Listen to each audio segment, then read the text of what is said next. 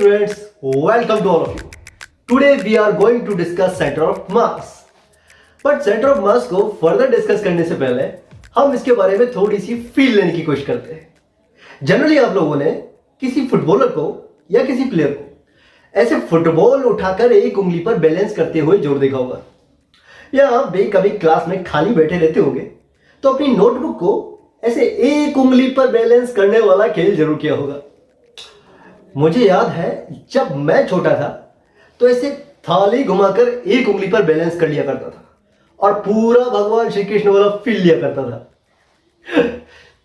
तो कहीं ना कहीं उस थाली पर या आपकी उस नोटबुक पर या उस फुटबॉल पर कोई ना कोई एक पॉइंट ऐसा था जिसके ऊपर फोर्स लगने के कारण वो ऑब्जेक्ट बैलेंस हो पा रहा था, या हम कह सकते हैं कि वो ऑब्जेक्ट ऐसे बिहेव, वो पॉइंट ऐसे बिहेव कर रहा था जैसे सारे के सारे ऑब्जेक्ट का मास उस एक पॉइंट पर कॉन्सेंट्रेटेड हो।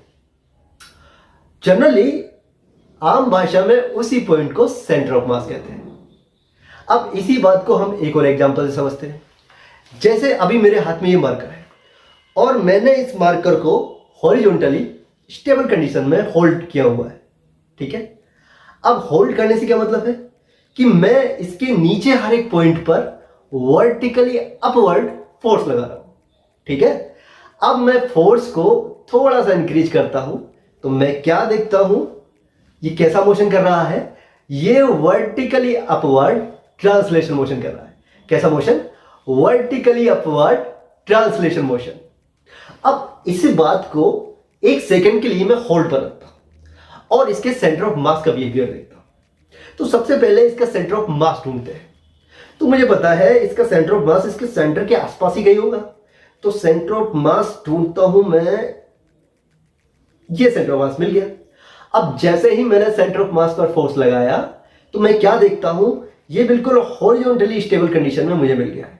और जब मैं इस फोर्स को बढ़ाऊंगा तो ये कैसा मोशन कर रहा है, ये वर्टिकली अपवर्ड ट्रांसलेशन मोशन कर रहा है। यानी कि जब मैं सारे पॉइंट्स पर फोर्स लगा रहा था और जब फिर मैंने एक पॉइंट जिसको सेंटर ऑफ मास कहते हैं उस पर फोर्स लगाया, दोनों ही कंडीशन में मुझे सेम ट्रांसलेशन मोशन मिला और सेम हॉरिजॉन्टल स्टेबिलिटी भी मिली, ठीक है। तो मैं कह सकता हूं सेंटर ऑफ मास एक ऐसा पॉइंट है जिस पर पूरी बॉडी का मास कॉन्सेंट्रेटेड माना जाता है या मान सकते हैं। या फिर सेंटर ऑफ मास वो पॉइंट है जिस पर अगर फोर्स लगाया जाए तो सेंटर ऑफ मास का ट्रांसलेशन मोशन और लार्ज बॉडी का ट्रांसलेशन मोशन सेम ही मिलता है, ठीक है।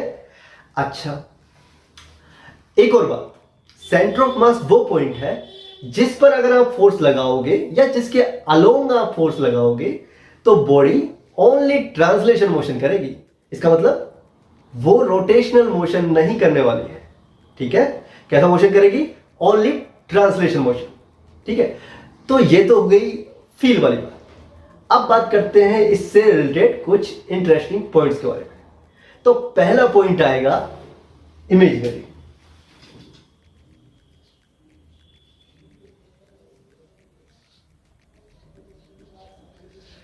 पहला पॉइंट है imaginary.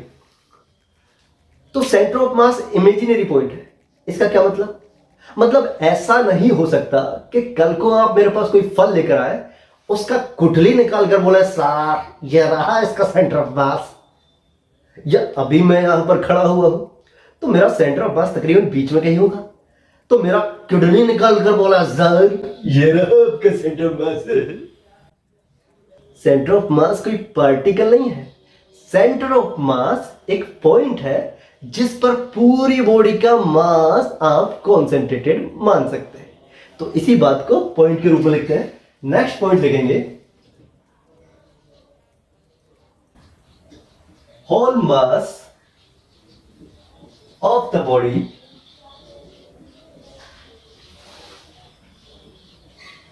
Can be assumed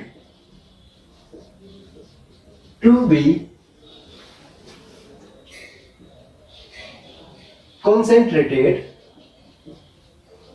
on it साथ ही हम लिख सकते हैं if F external is applied on it then it will have same translation motion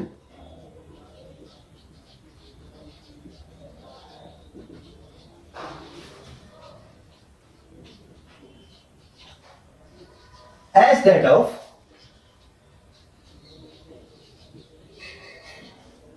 large body.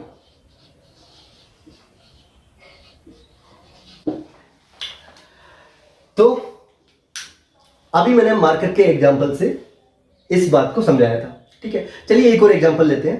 कहने का मतलब क्या है, अगर आप एफ एक्सटर्नल लगाओगे किस पर, सेंटर ऑफ मास पर, तो सेंटर ऑफ मास का ट्रांसलेशन मोशन उसी तरह का होगा जैसे कि लार्ज बॉडी का ट्रांसलेशन मोशन होने वाला है, ठीक है। अच्छा, जैसे एक एग्जांपल लेते हैं। मान लो यहां पर हम लेते हैं एक स्क्वायर प्लेट,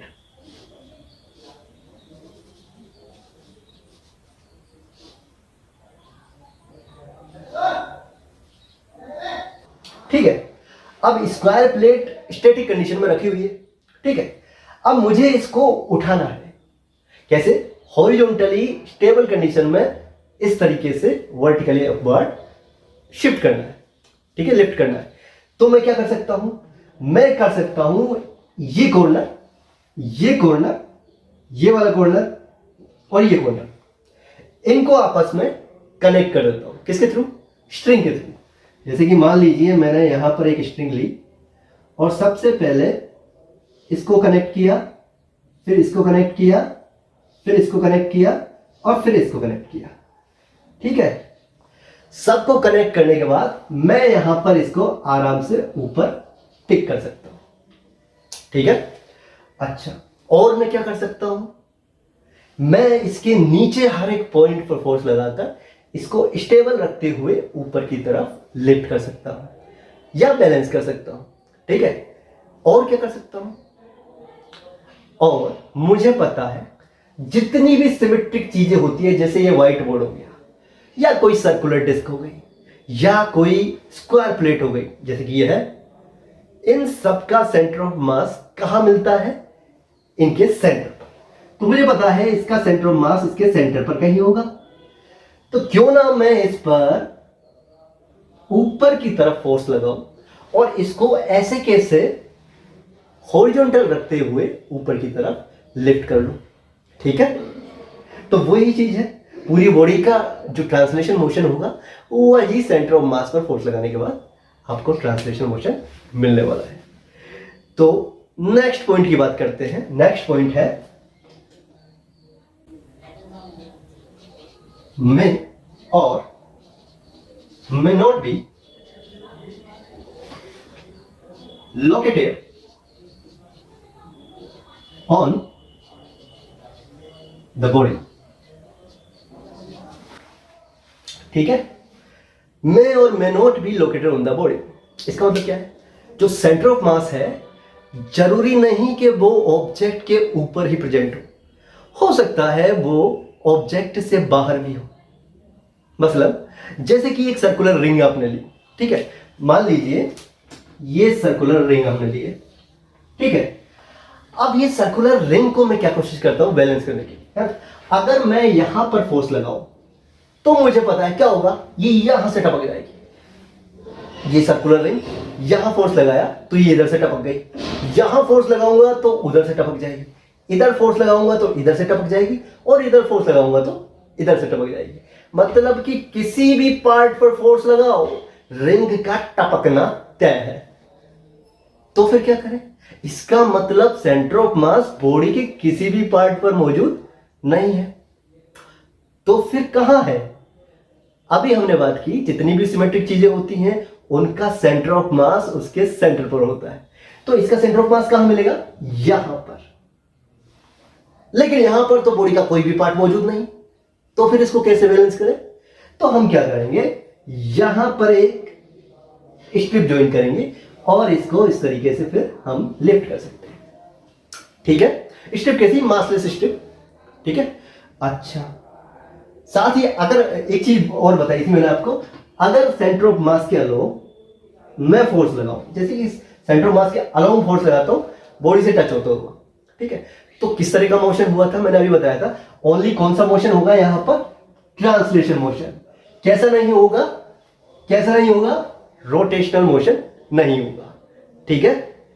तो ये इससे जुड़े हुए कुछ इंटरेस्टिंग पॉइंट्स थे। अब नेक्स्ट बात करते हैं वाई।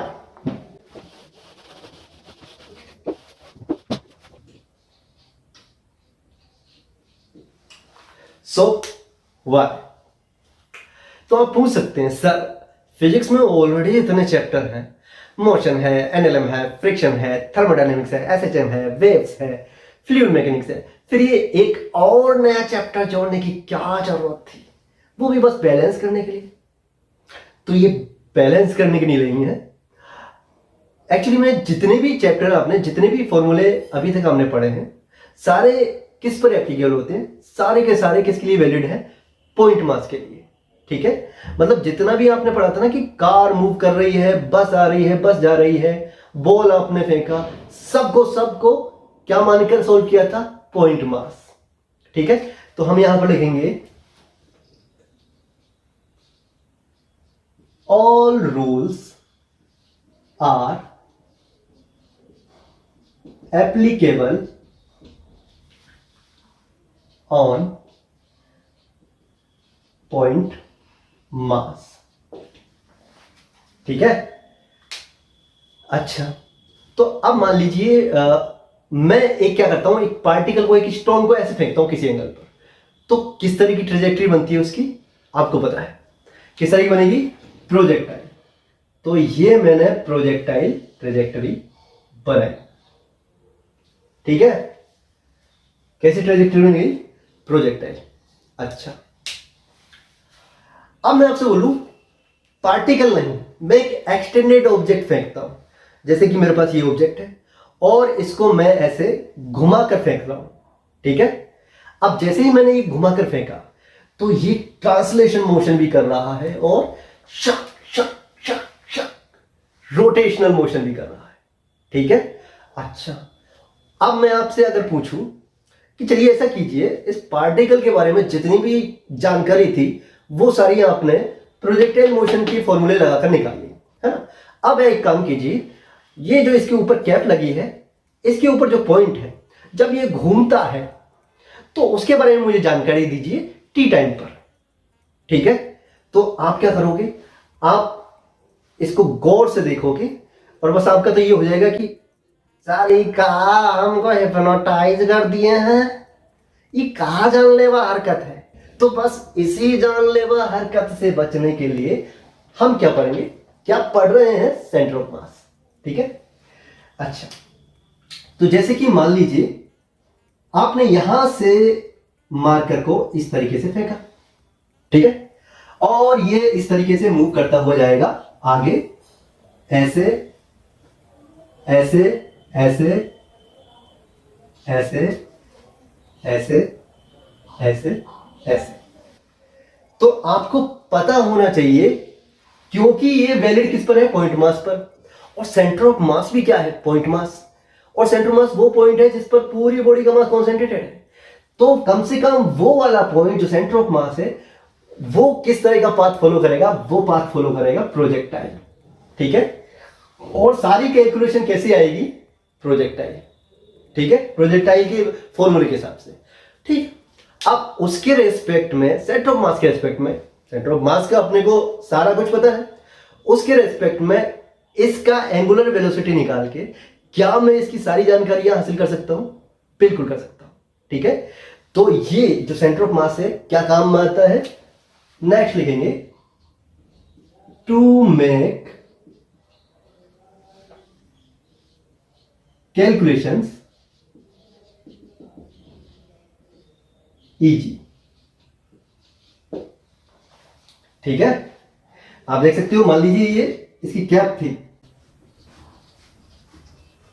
ठीक है, और आप देखो इसका सेंटर ऑफ मास जो होगा वो प्रोजेक्टाइल मोशन ही फॉलो करेगा, ठीक है। और उसके रेस्पेक्ट में इसका एंगुलर वेलोसिटी निकाल के हम सारी कैलकुलेशन करेंगे। तो चलिए नेक्स्ट पार्ट पे आते हैं, कैलकुलेशन।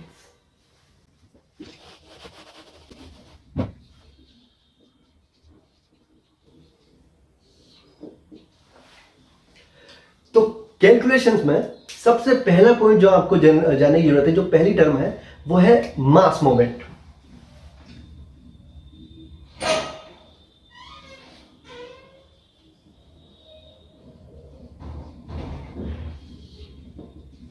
ठीक है, तो मास मोमेंट क्या होता है? जैसे मान लीजिए कार्टेशियन प्लेन है, ये कार्टेशियन प्लेन है और इसके अंदर एक मास है m, ठीक है। अब इस मास m को डायरेक्ट करने के लिए या इसकी पोजीशन बताने के लिए एक पोजीशन वेक्टर बनाते हैं, r वेक्टर, ठीक है। अच्छा, ये कार्टेशियन प्लेन है तो यहां पर 0 0 ओरिजिन हो गया, ये x और ये y और अंदर की तरफ z, ठीक है। अच्छा, तो यहां पर मास मोमेंट क्या होता है? मास मोमेंट होता है m इंटू आर वेक्टर, इसको बोलते हैं मास मोमेंट, ठीक है। अच्छा, इसकी यूनिट क्या होगी? मास की होगी केजी और पोजीशन वेक्टर की होगी मीटर, ठीक है। अच्छा, इसकी डायमेंशंस क्या होगी? डायमेंशंस होगी इसकी, मास की हो जाएगी m और मीटर की हो जाएगी l, ठीक है। और ये स्केलर क्वांटिटी होगी या वेक्टर? तो ये होगी वेक्टर क्वांटिटी। और जिसकी डायरेक्शन क्या होगी? ये जो पोजीशन वेक्टर है, तो जहां मास है वहां इसका हेड होगा और जहां ओरिजिन है, जहां पर ऑब्जर्वर बैठा हुआ है, जहां ऑब्जर्वर है वहां इसका टेल है। तो कहां से कहां तक होगा? कहां की तरफ होगा? डायरेक्शन होगा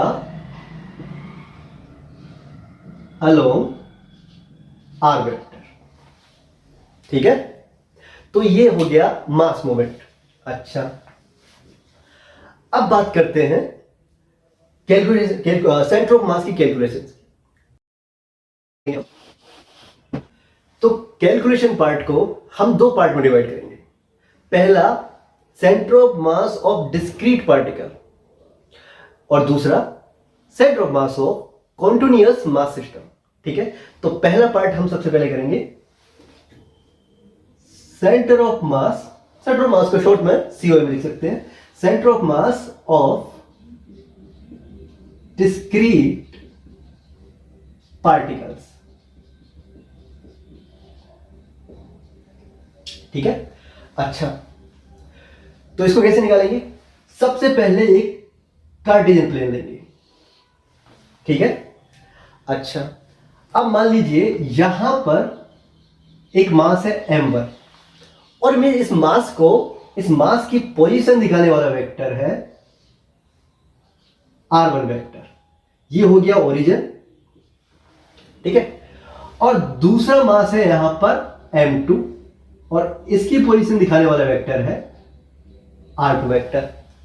इस तरीके से कार्टेशियन प्लेन में बहुत सारे मास है ना। तो लास्ट वाला मास है यहां पर मान लीजिए mn और इसकी पोजीशन दिखाने वाला वेक्टर है rn वेक्टर, ठीक है।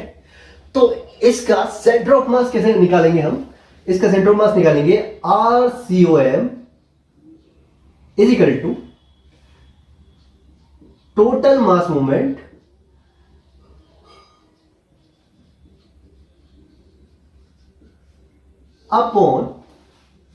अपॉन टोटल मास, ठीक है। Total mass movement upon total mass. तो इसका मास मूवमेंट क्या हो जाएगा? m1r1, इसका m2r2, इसका mnrn। तो सबका मास मूवमेंट अगर हम जोड़े यहां पर तो क्या हो जाएगा? m1r1 vector plus m2r2 vector plus dot dot dot mnrn vector upon total मास m1 plus m2 plus dot dot dot mn, ठीक है, ये हो जाएगा RCOM। अच्छा, और इसको कैसे लिख सकते हैं? इसको लिख सकते हैं summation of MnRn I is equal to 1 to n upon summation of Mn I is equal to 1 to n। ठीक है, ये हो गया centre of mass position vector के पोजीशन वेक्टर के फॉर्म में सेंटर ऑफ मास। ठीक है, अच्छा अब बात करें, अगर ये तो पोजीशन वेक्टर हो गया है ना, अगर मैं बात करूं एक्स डायरेक्शन में बताओ सेंटर ऑफ मास क्या होगा, तो बस पोजीशन वेक्टर की जगह आप उसके एक्स वाले कोऑर्डिनेट्स रख दो, तो ये हो जाएगा XCOM इजिकल टू क्या, ये हो जाएगा M1x1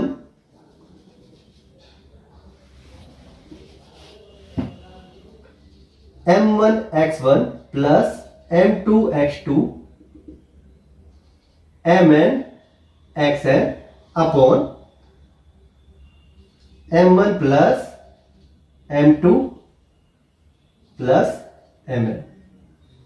ठीक है, ये यहां से सॉरी इस तरीके से M1 प्लस M2 Mn।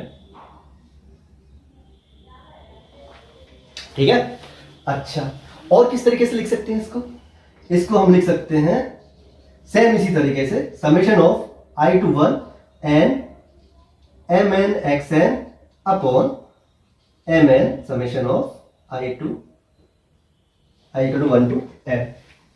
ठीक है, इसी तरह से यहां पर y के कोऑर्डिनेट अगर मैं लिख दूंगा तो YCOM क्या हो जाएगा, YCOM हो जाएगा summation of Mn yn upon Mn। ठीक है, सेम इसी तरीके से क्या करूंगा, मैं पोजीशन वेक्टर की जगह z के कोऑर्डिनेट्स लिख दूंगा, तो ZCOM निकल जाएगा कितना, summation of I to 1 to n Mn Zn upon Mn। ठीक है, तो ये डिस्क्रीट पार्टिकल का सेंटर ऑफ मास निकालने का तरीका हो गया। ठीक है, पोजीशन वेक्टर का ये वाला फॉर्मूला, ठीक है, एक्स कोऑर्डिनेट का और वाई कोऑर्डिनेट का और जेड कोऑर्डिनेट का इस तरीके का फॉर्मूला। ठीक है, फॉर्मूला एक ही तरीके का, बस उसमें आपको पोजीशन वेक्टर को हटाकर x1 लिखना है, y के लिए y1 लिखना है और z के लिए z1 लिखना है। ठीक है, चलिए तो ये डिस्क्रीट पार्टिकल का हो गया। अब करते हैं कुछ क्वेश्चंस। तो पहला क्वेश्चन है,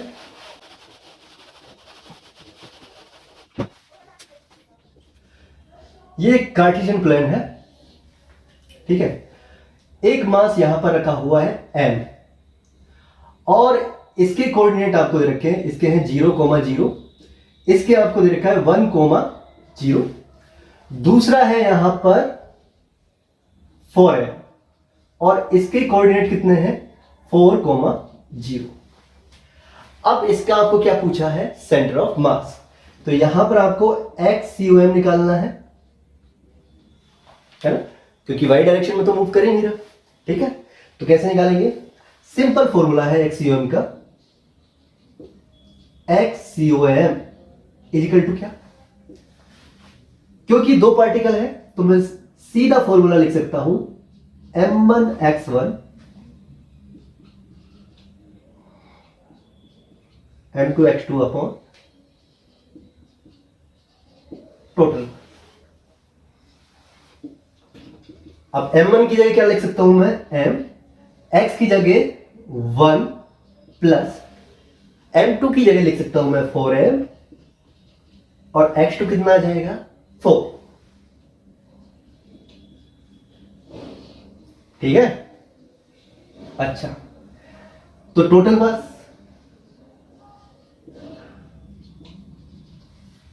ठीक है, तो ये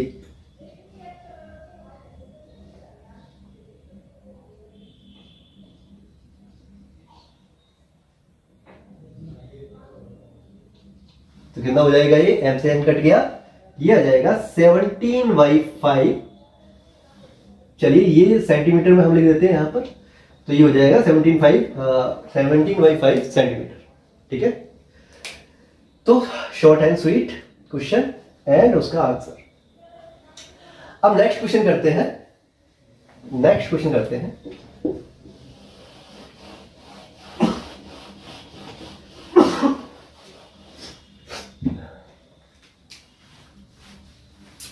अगला क्वेश्चन है,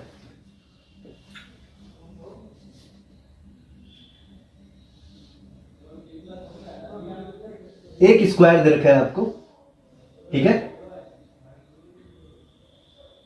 अच्छा, अब स्क्वायर में यहां पर स्क्वायर की डिस्टेंस आपको दे रखी है, साइड दे रखी है आपको a, ठीक है, और यहां पर दे रखा है आपको 0,0, ठीक है, और यहां पर आपको दे रखा है m, यहां पर आपको दे रखा है 2m, यहां पे आपको दे रखा है 3m, और यहां पे आपको दे रखा है 4m। ठीक है, ये क्या है, ये हर कॉर्नर पर मास है। ठीक है, अच्छा, अब मैं आपसे पूछूं कि मुझे सेंटर ऑफ मास बताइए कहां से, फ्रॉम ओरिजिन। ठीक है, ये अपने को सॉल्व करना है। ठीक है, तो क्या करेंगे हम, स्क्वायर को पहले रफ में बनाते हैं एक, चलिए, है ना, ये ओरिजिन है ना, और यहां से मुझे कितना चलना पड़ेगा इस पॉइंट पे जाने के लिए, क्योंकि मुझे पता है साइड कितनी है, हर एक साइड है a, है ना, तो यहां से यहां जाएंगे x में, तो कितना हो जाएगा a,0, क्योंकि y में कुछ भी नहीं चले इसलिए a,0।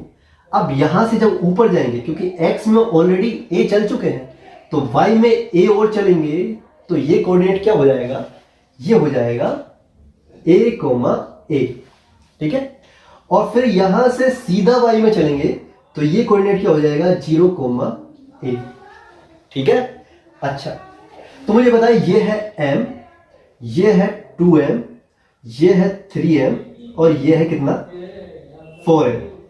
ठीक है, अच्छा, तो अब इसका x और y में पहले सेंटर ऑफ मास निकालना पड़ेगा, और सेंटर ऑफ मास फिर उसके कोऑर्डिनेट्स हम निकाल लेंगे। ठीक है, तो सबसे पहले निकालेंगे XCOM। ठीक है, XCOM कैसे निकालेंगे, 4 पॉइंट है, तो सीधा सीधा फॉर्मूला लगाएंगे, m1 x1 plus m2 x2 plus m3 x3 plus m4 x4। ठीक है, और यहां पर टोटल मास। ठीक है, चलिए, अब मुझे पता है m1 x1, यानी कि m1 क्या है, 4m, और इसका कितना है ये 0, तो 4m 0। m2 कितना है m, और उसके कोऑर्डिनेट्स कितने हैं a।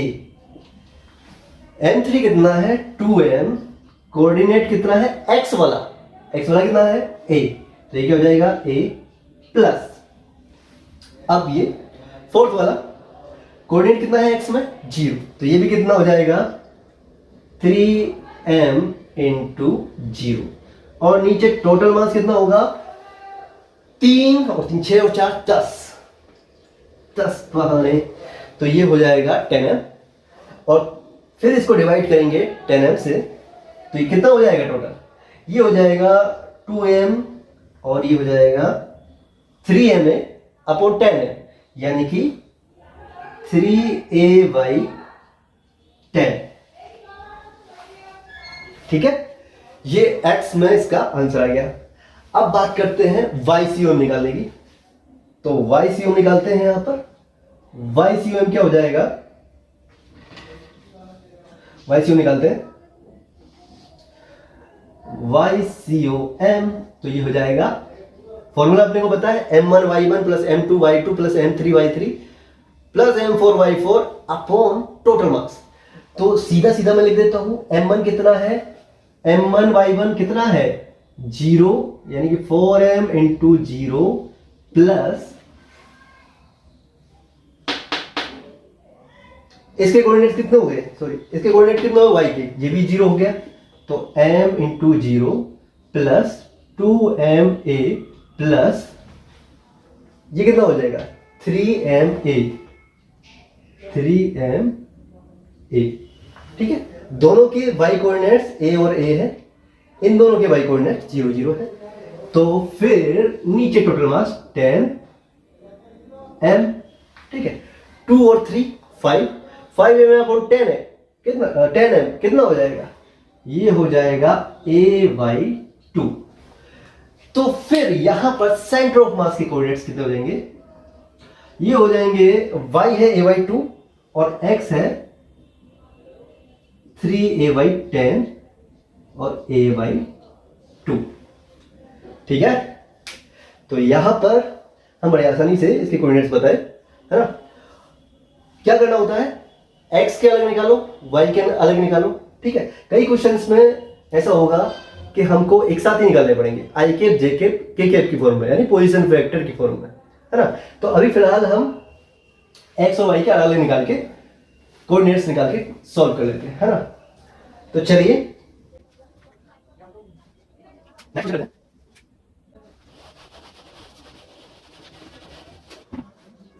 नेक्स्ट क्वेश्चन करते हैं।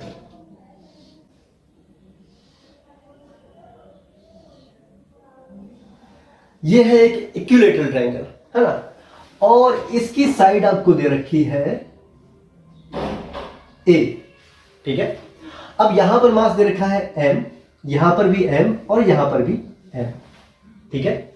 अच्छा, और यहां पर मान लिया है ओरिजिन, तो आपको निकालना है coordinates of centre of mass, ठीक है। तो COM फ्रॉम ओरिजिन, ये आपको सॉल्व करना है, ठीक है। तो कैसे सॉल्व करेंगे, अच्छा ओरिजिन से निकालना है, तो सबसे पहले हम क्या करेंगे, इसके कोऑर्डिनेट्स डिसाइड करेंगे, है ना। कैसे, ये 0,0 है ना, और हर साइड कितनी है a, ठीक है। तो ये कितनी हो जाएगी, यहां से x में कितना चल रहा है a,0, ठीक है। तो मान लीजिए एक इक्विलैटरल ट्रायंगल मैंने यहां पर रफ की तरह ड्रॉ कर लिया, ठीक है। अच्छा, अब मैंने यहां पर लिखा 0,0, ठीक है, मास m टपका दिया यहां पर, ठीक है।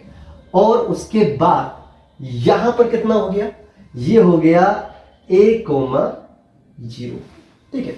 ये मास m है, इसका कितना होगा, अरे यार इसका कितना होगा, x तो मैं फिर भी बता सकता हूं, है ना, थोड़ा दिमाग लगा के। y कैसे बताया जाए, तो मुझे पता है इक्विलैटरल ट्रायंगल पर एंगल कितना होता है हर एक, ये होता है 60 डिग्री, है ना। और मुझे अगर मैं इसको थोड़ा सा अलग से ड्रॉ करूं, मान लीजिए ये यहां पर, सॉरी साइड ए दे रखी है, ठीक है, और यहां पे वो पॉइंट है m और एक पॉइंट यहां पर है, ठीक है। अब इसको यहां से इस तरीके से परपेंडिकुलर डाल देते हैं, ठीक है। अब मुझे इसका x कोऑर्डिनेट देखना है, ये वाला 60 डिग्री, ये वाला देखना है। तो a cos 60 से क्या ये डिस्टेंस आ सकती है, ये कितनी हो जाएगी a cos 60 डिग्री, और ये कितनी हो जाएगी, ये वर्टिकल वाली a sin 60 डिग्री। तो ओरिजिन से, ओरिजिन है, ओरिजिन से जब हॉरिजॉन्टली चलेंगे तो क्या कोऑर्डिनेट होगा, वो a cos 60 डिग्री, और जब वर्टिकल चलेंगे तो क्या होगा, ये होगा a sin 60 डिग्री। इसका मतलब कोऑर्डिनेट क्या हुआ, इसके कोऑर्डिनेट्स हो गए कितने, a cos 60 कितना होता है a/2, और sin 60 कितना होता है √3a/2। तो बस सारी प्रॉब्लम सॉल्व। अब सीधा फॉर्मूले में इसको डालेंगे तो XUM कितना हो जाएगा, M1x1 plus M2x2 plus M3x3 upon total मास कितना, M1 plus M2 plus M3। ठीक है। अच्छा M1 कितना है, M1 M है, M1 M लिख दिया। X कितना है, 0 को 0। M2 कितना है, M coordinate A, X coordinate A, और M3 ये भी M है और उसका X कोऑर्डिनेट A/2। अच्छा टोटल मास कितना है तीनों का, 3M। तो ऊपर कितना हुआ 3/2, नीचे कितना हुआ 3 से कट गया 3, तो आंसर कितना आ गया A/2। किसका, X कोऑर्डिनेट का। अब बात करते हैं Y कोऑर्डिनेट यानी कि YCOM की। तो वही फॉर्मूला लगाएंगे क्या, M1y1 plus M2y2 plus M3y3 upon कितना, M1 plus M2 plus M3। ठीक है। अच्छा कितना है M1, जी M है M, और ये हो जाएगा 0 क्योंकि Y कोऑर्डिनेट इसका 0, सेकंड का इसका भी 0 और इसका भी 0 नहीं है। इसका कितना है, इसका है M√3A/2 बाई टोटल मास 3 है। ठीक है। तो कितना आएगा सोल्व करने पर, ये आ जाएगा A/2√3। ठीक है। तो ये XUM हो गया, ये YCOM हो गया। तो कोऑर्डिनेट्स कितने हो गए, सेंटर ऑफ मास के कोऑर्डिनेट क्या हुए, A/2 बाई A/2√3। ठीक है। ठीक है। चलिए मुझे लगता है ये आपको समझ में आ गया होगा। अब नेक्स्ट क्वेश्चन देखते हैं।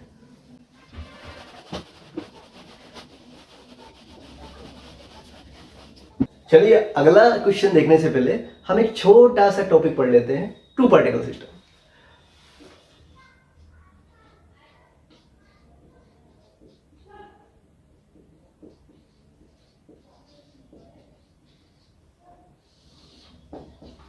ठीक है। मान लीजिए दो मास है M1 और M2। इन दोनों के बीच में, ये दो मास है, इन दोनों के बीच में डिस्टेंस आपको दे रखी है R। ठीक है। अच्छा अब मैं अगर आपसे पूछूं कि चलिए मुझे बताइए सेंटर ऑफ मास बताइए यहां से, है ना। तो यहां से सेंटर ऑफ मास कैसे निकालोगे आप, सबसे पहले यहां पे हम बनाएंगे 0,0। ठीक है। और यहां पे आप जाओगे हॉरिजॉन्टल डायरेक्शन में, तो क्या कोऑर्डिनेट लिखोगे, R,0। ठीक है। अच्छा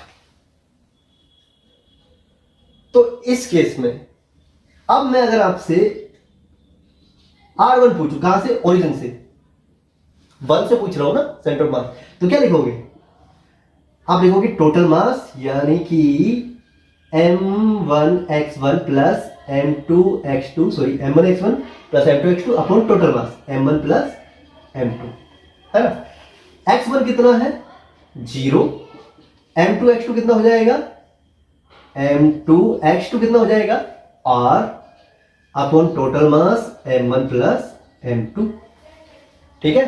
अच्छा तो R1 कितना हो जाएगा M2R upon M1 plus M2। ठीक है।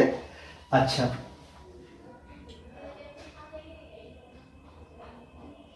अब इसी तरीके से अगर मैं सेम इसको ओरिजिन मानकर सॉल्व करूं R2 से, यानी किस तरीके से, मान लीजिए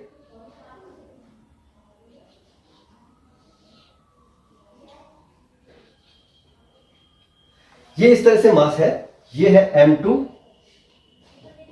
और ये है M1, इसको ओरिजिन मान लिया मैंने। तो यहां कोऑर्डिनेट्स क्या हो जाएंगे, यहां हो जाएगा -R, 0। ठीक है। तो फिर R2 क्या आएगा, R2 आएगा, सोल्व करोगे आप, R2 आ जाएगा M1R माइनस में M1 प्लस M2। ठीक है, ठीक है, नेगेटिव में आया। ठीक है, अगर मैं डिस्टेंस की बात करूं,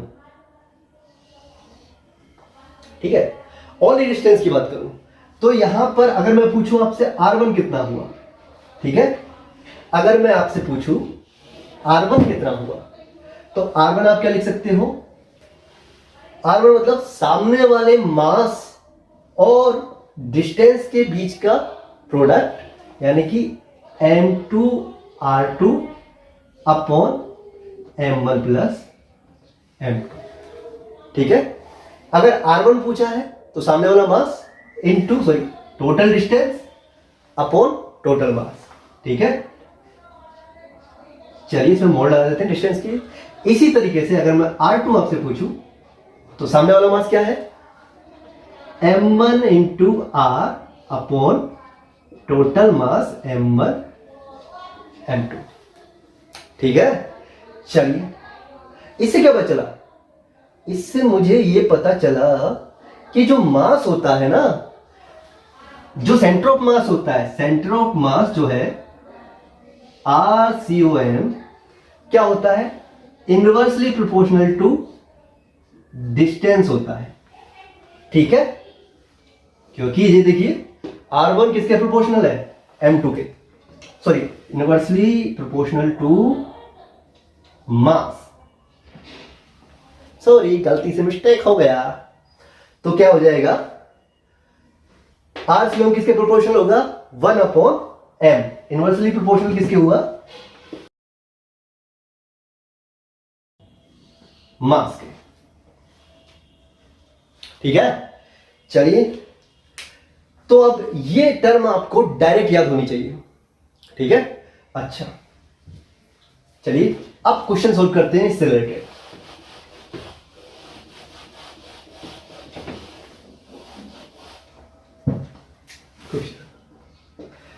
मान लीजिए आपको दे रखा है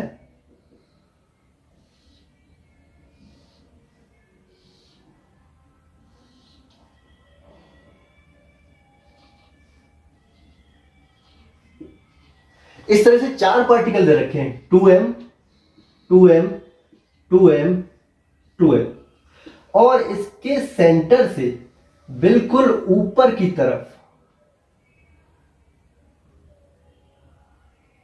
कितनी डिस्टेंस पर, ये डिस्टेंस आपको दे रखी है 5 मीटर। ठीक है, और ये डिस्टेंस कितनी दे रखी है आपस में, स्क्वायर है 4 मीटर और ये भी 4 मीटर है ना, स्क्वायर है। ठीक है, यहां पर एक मास है 4m। ठीक है, 4 सेंटीमीटर लिख देते हैं और ये भी सेंटीमीटर है ना, ताकि m और cm से कंफ्यूजन नहीं हो। अच्छा, तो अब मैं आपसे पूछूं, ये मान लीजिए, हाँ मैं आपसे पूछूं find centre of mass from 4m, क्या होगा। ठीक है, अच्छा तो कैसे निकाले, कैसे निकाले, तो यहां पर ये जो स्क्वायर के चारों तरफ क्या है, मास है ना, तो एक तरह से सिमेट्रिक मोड में है ना, 2m 2m 2m 2m। तो हमको पता है इनका सेंटर ऑफ मास कहां पर होगा, इनका सेंटर ऑफ मास बीच में होगा, और उसकी वैल्यू कितनी होगी, हमें पता है सिस्टम का पूरा मास कॉन्सेंट्रेटेड कौन करता है, सेंटर ऑफ मास। तो इसको आप कंबाइन करके क्या लिख सकते हो, 8m। ठीक है, और ऊपर कितना हो जाएगा 4m। तो सेंटर से इसकी दूरी कितनी दे रखी है, 5 सेंटीमीटर, ये हो गया 5 सेंटीमीटर।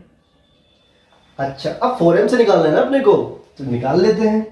सीधा फॉर्मूला हमने क्या देखा था, R4 निकालना है ना अपने को, क्या फॉर्मूला था, सामने वाला मास यानी कि 8m, ठीक है, into total distance into 5 upon total मास कितना है, 8 और 4 12 सेंटीमीटर। ठीक है, तो कितना, सॉरी 12m, ठीक है, तो टोटल कितना हो गया 2/3 यानी कि 10/10/3 सेंटीमीटर। ठीक है, ये हो गया सेंटर ऑफ मास कहां से, 4m से। ठीक है, इस तरीके से क्वेश्चन सॉल्व करना होता है। चलिए एक और क्वेश्चन करके देखते हैं। नेक्स्ट क्वेश्चन एक्सटेंडेड बॉडी का है, लेकिन पॉइंट मास वाले कॉन्सेप्ट से भी हो सकता है, इसलिए उसे यहां पर सॉल्व करेंगे।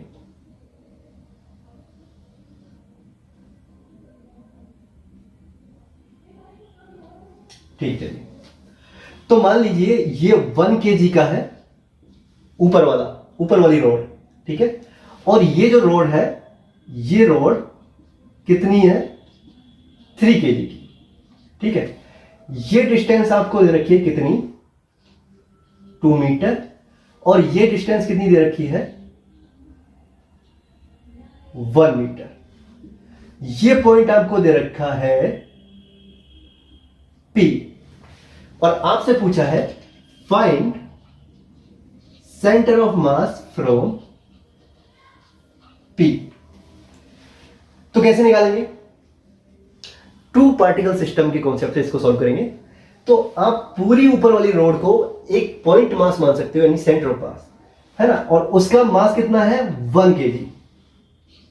ठीक है, 1 kg मास है उसका, तो यहां पर 1 kg लिख दिया।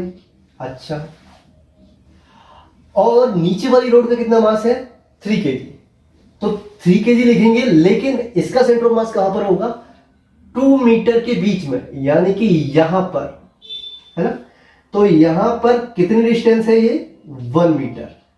ठीक है, और मास कितना है, मास है 3 kg। ठीक है, और पी पॉइंट कहां है, यहां से सेंटर ऑफ मास पूछ रहा है वो, है ना, तो क्या करेंगे, यहां आरपी लिखेंगे, सामने वाले मास यानी कितना 3 इनटू टोटल डिस्टेंस यानी कि 1 अपॉन टोटल मास यानी कि 1 + 3 = 4। तो कितना आ गया यहां पर सेंटर मास फ्रॉम P, ये आ गया 3/4 मीटर। ठीक है, P से कितनी डिस्टेंस पर है सेंटर मास 3/4 मीटर।